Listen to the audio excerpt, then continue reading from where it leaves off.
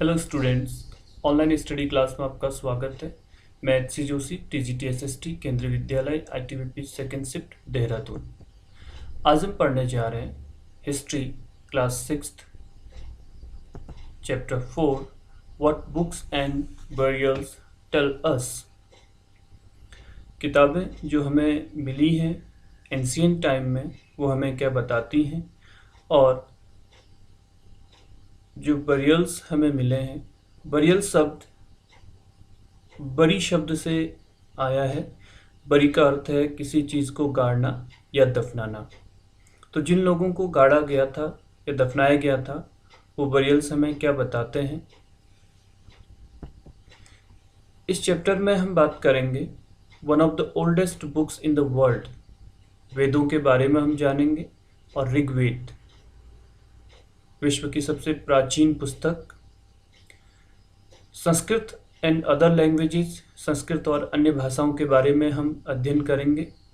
Cattle, horses and chariots. Words to describe people, अलग अलग तरह के लोगों के बारे में हम बात करेंगे। Silent sentinels, the story of the megaliths. Silent sentinels का अर्थ है खामोश पहरेदार। सेंटिनल्स का अर्थ होता है पहरेदार, तो साइलेंट सेंटिनल्स का अर्थ हुआ खामोश पहरेदार। मेगालिथ्स, लिथ्स का अर्थ होता है पत्थर, मेगालिथ्स विशाल पत्थर। The story of the megaliths, इसके बारे में भी हम बात करेंगे। अ स्पेशल बरियल एट इनाम गांव, ऑक्यूपेशन एट इनाम गांव, और हम इनाम गांव के बारे में चर्चा करेंगे। तो शुरू करते हैं अपना चैप्टर। और पहला टॉपिक है one of the oldest books in the world, Vedas. One of the oldest books in the world, Rig Veda, is a part of the four sacred texts of Hinduism called Vedas. There are four Vedas in all, namely Rig Veda, Yajur Veda, Sam Veda, and the Atharvaveda. शायद तुमने वेदों के बारे में सुना होगा। वेद चार हैं, ऋग्वेद, सामवेद, यजुर्वेद तथा अथर्ववेद। और सबसे पुराना वेद है ऋग्वेद, जिसकी रचना लगभग 3500 साल पहले हुई है। The Rig Veda was composed around 3500 years ago and comprises 1028 hymns called suktas, which means well said in English. The hymns are to praise God and goddesses, chiefly Agni, god of fire, Indra, warrior god, and Soma, God representing sacred potion.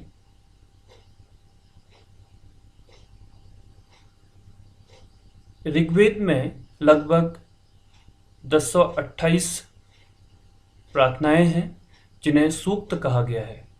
सूक्त का अर्थ है अच्छी तरह से बोला गया। ये विभिन्न देवी देवताओं की स्तुति में रचे गए हैं। इनमें से 3 देवता बहुत महत्वपूर्ण हैं, अग्नि, इंद्र और सोम। अग्नि आग के देवता को, इंद्र युद्ध के देवता हैं, और सोम एक पौधा है जिससे खास पेय बनाया जाता है। ऋग्वेदा इज रिटन इन वैदिक Sanskrit which belongs to the Indo-European family of languages. The hymns are written like dialogues between humans or humans and elements of nature. Horses are mentioned in the hymns as they were used in the battlefields by being attached to the chariots. The battles were fought to capture cattle, land, water, and people to serve as slaves. वैदिक प्रार्थनाओं की रचना ऋषियों ने की थी। ऋषि विद्यार्थियों को इन्हें अक्षरों, शब्दों और वाक्यांशों में बांटकर याद करवाते थे। अधिकांश सूक्तों के रचयिता सीखने और सिखाने वाले पुरुष थे। कुछ प्रार्थनाओं की रचना महिलाओं ने भी की थी।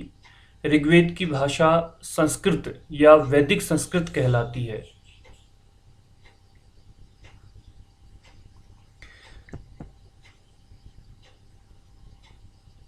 सबसे पुराना वेद हमारा ऋग्वेद है। Sanskrit and other languages, Sanskrit और अन्य भाषाएं। Sanskrit is part of a family of languages known as Indo-European. Some Indian languages such as Assamese, Gujarati, Hindi, Kashmiri and Sindhi. Asian languages such as Persian and many European languages such as English, French, German, Greek, Italian and Spanish belong to this family. They are called a family because they originally had words in common. Sanskrit भाषा भारोपीय भारत और यूरोपीय भाषा परिवार का हिस्सा है। भारत की कई भाषाएं असमिया, गुजराती, हिंदी, कश्मीरी और सिंधी एशियाई भाषाएं जैसे फारसी तथा यूरोप की बहुत सी भाषाएं जैसे अंग्रेजी, फ्रांसीसी, जर्मनी, यूनानी, इटालियन, स्पेनिश आदि इसी परिवार से जुड़ी हुई हैं। उन्हें एक भाषा परिवार इसलिए कहा जाता है क्योंकि आरंभ में उनमें कई शब्द एक जैसे थे। टेक द वर्ड्स मात्र, ये संस्कृत भाषा का शब्द है, माँ हिंदी एंड मदर इंग्लिश। यदि हम उदाहरण के लिए मात्र शब्द को लें जो कि संस्कृत का है, माँ हिंदी का है और मदर अंग्रेजी शब्द का है, तो इन शब्दों में हमें समानता नजर आती है। मात्र, माँ and mother. Other languages used in the subcontinent belong to different families. For instance, those used in the northeast belong to the Tibeto-Burman family. Tamil, Telugu, Kannada and Malayalam belong to the Dravidian family, and the languages spoken in Jharkhand and parts of central India belong to the Austro-Asiatic family. उपमहाद्वीप में दूसरे भाषा परिवारों की भी भाषाएं बोली जाती हैं। उदाहरण के लिए पूर्वोत्तर प्रदेशों में तिब्बत बर्मा परिवार की भाषाएं बोली जाती हैं। तमिल, तेलुगु, कन्नड़ और मलयालम द्रविड़ भाषा परिवार की भाषाएं हैं, जबकि झारखंड और मध्य भारत के कई हिस्सों में बोली जाने वाली भाषाएं ऑस्ट्रो एशियाटिक परिवार से जुड़ी हैं। हम जिन किताबों को पढ़ते हैं वे लिखी गई हैं और छापी गई हैं, लेकिन ऋग्वेद का उच्चारण किया जाता था और सुना जाता था, न कि पढ़ा जाता था। रचना के कई सदियों बाद इसे पहली बार लिखा गया। इसे छापने का काम लगभग 200 साल पहले हुआ है।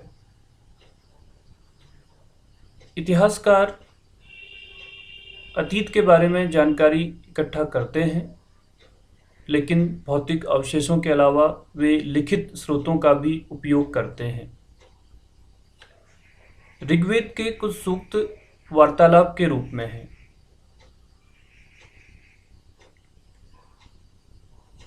ये एक चित्र है ऋग्वेद की मैन्युस्क्रिप्ट्स का एक पेज है।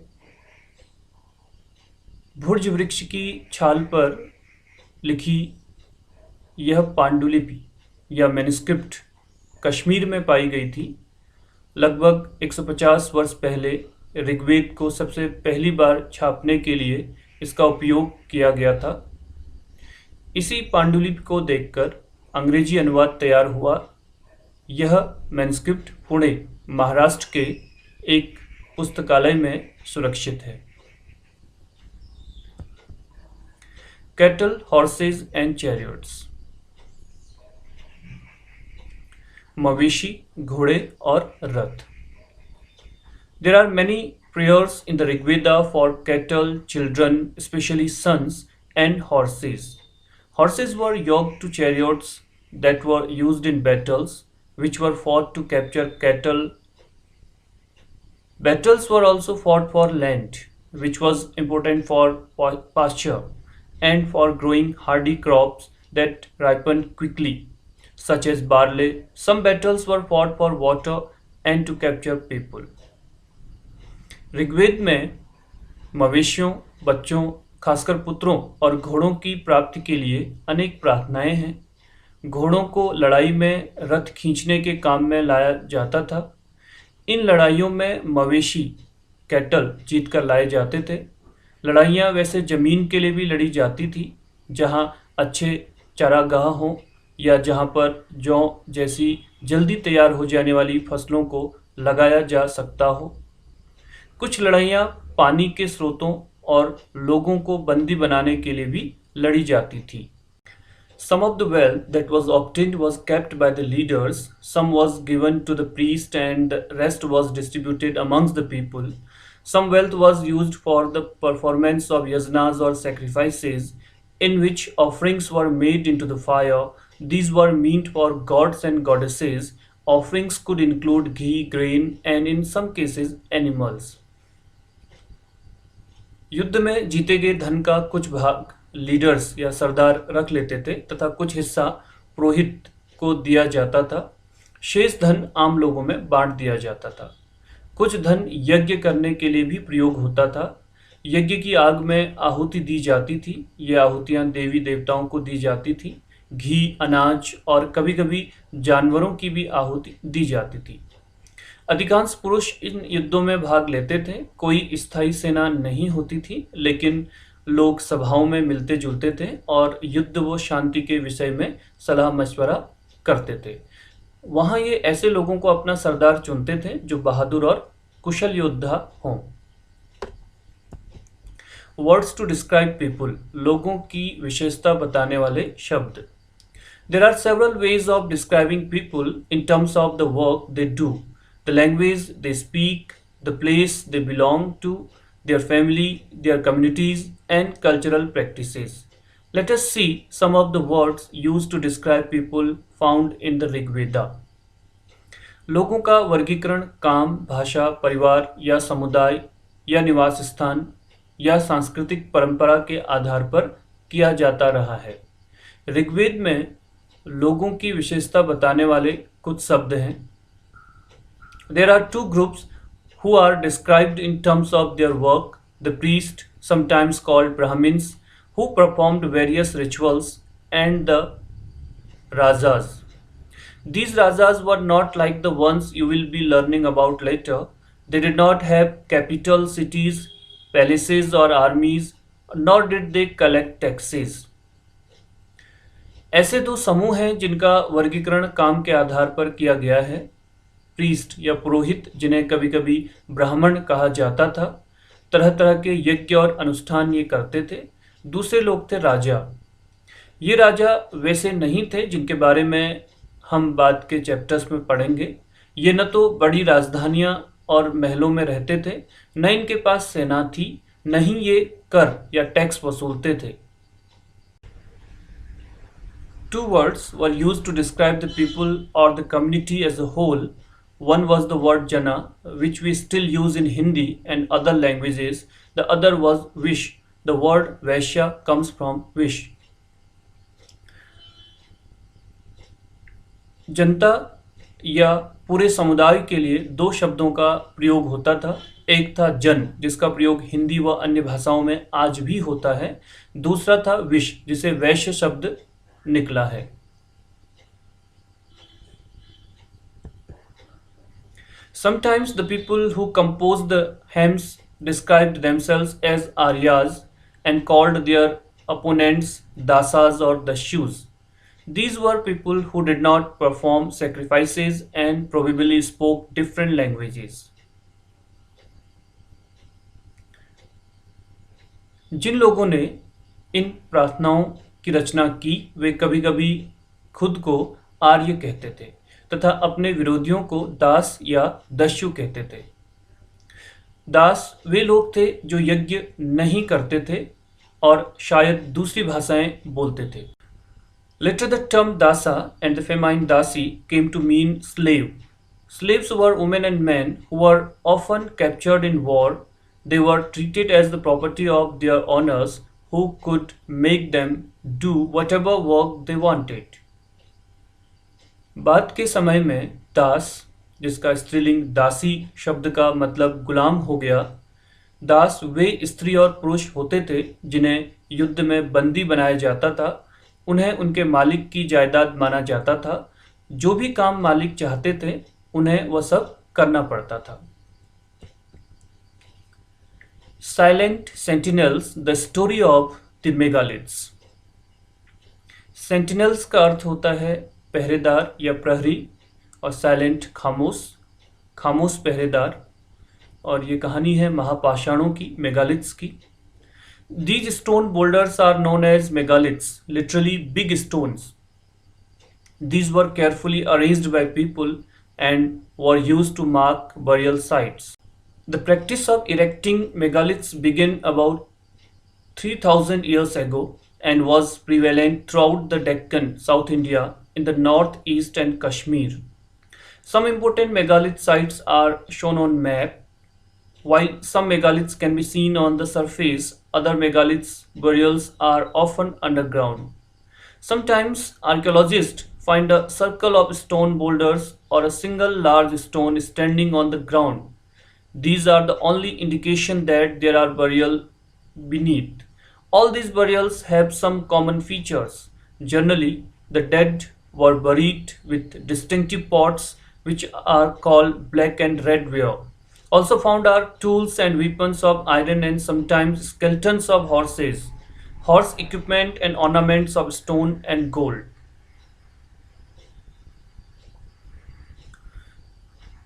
शिलाखंड या महापाषाण, महा का अर्थ होता है बड़ा, पाषाण का अर्थ पत्थर, नाम से जाने जाते हैं। ये पत्थर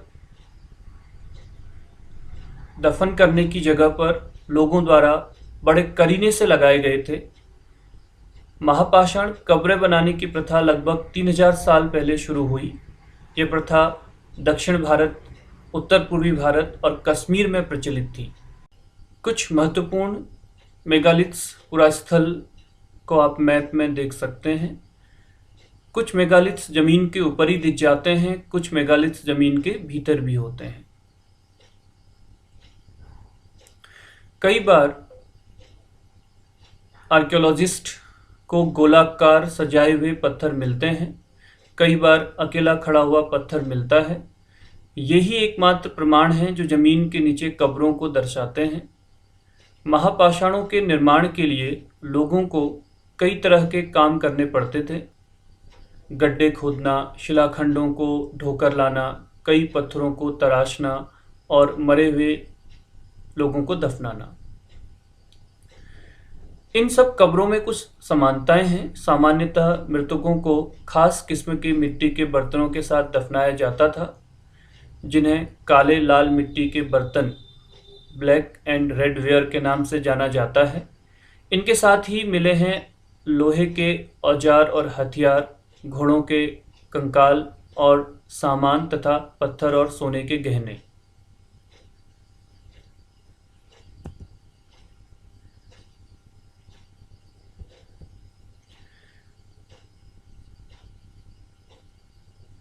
आप चित्र में देख सकते हैं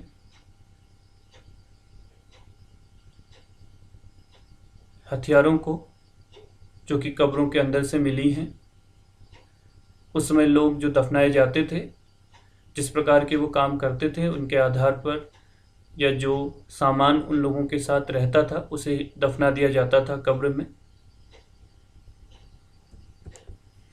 अ स्पेशल बरियल एट इनाम गांव।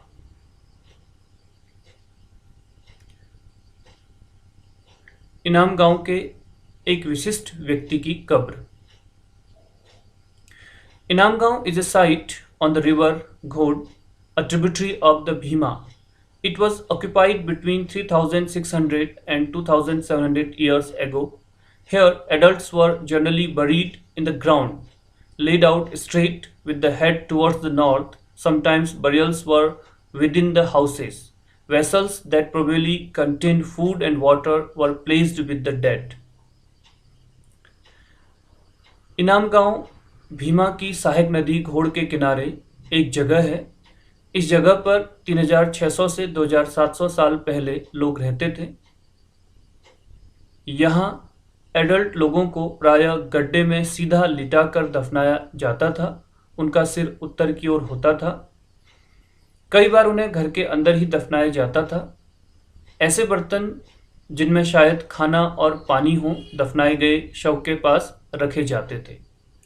One man was found buried in a large 4-legged clay jar in the courtyard of a 5-roomed house, one of the largest houses at the site. In the center of the settlement, This house also had a granary. The body was placed in a cross-legged position. एक आदमी को 5 कमरों वाले मकान के आंगन में 4 पैरों वाले मिट्टी के एक बड़े से संदूक में दफनाया गया था। बस्ती के बीच में बसा यह घर गांव के सबसे बड़े घरों में एक था। इस घर में एक अनाज का गोदाम भी था। शव के पैर मुड़े हुए थे। ऑक्यूपेशन एट इनाम गांव। इनाम गांव के लोगों के काम धंधे। Archaeologists have found seeds of wheat, barley, rice, pulses, millets, peas, and sesame, bones of a number of animals, many bearing cut marks that show they may have been used as food, have also been found.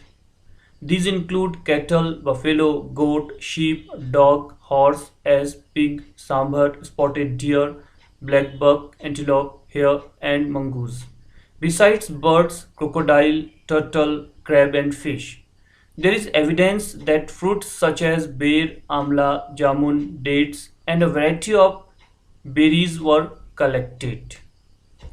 इनाम गांव में archaeologist को गेहूं, जौ, चावल, दाल, बाजरा, मटर और तिल के बीज मिले हैं। कई जानवरों की हड्डियां भी मिली हैं। कई हड्डियों पर काटने के निशान से यह अंदाजा होता है कि लोग इन्हें खाते होंगे। गाय, बैल, भैंस, बकरी, भेड़, कुत्ता, घोड़ा, गधा, सुअर, सांभर, चितकबरा हिरण, कृष्णमृग, नेवला, चिड़िया, घड़ियाल, कछुआ, केकड़ा और मछली की हड्डियां भी पाई गई हैं। ऐसे साक्ष्य मिले हैं कि बेर, आंवला, जामुन, खजूर और कई तरह की रस भरियां एकत्र की जाती थी। सो स्टूडेंट्स, ये चैप्टर यहीं पर समाप्त होता है। Thank you.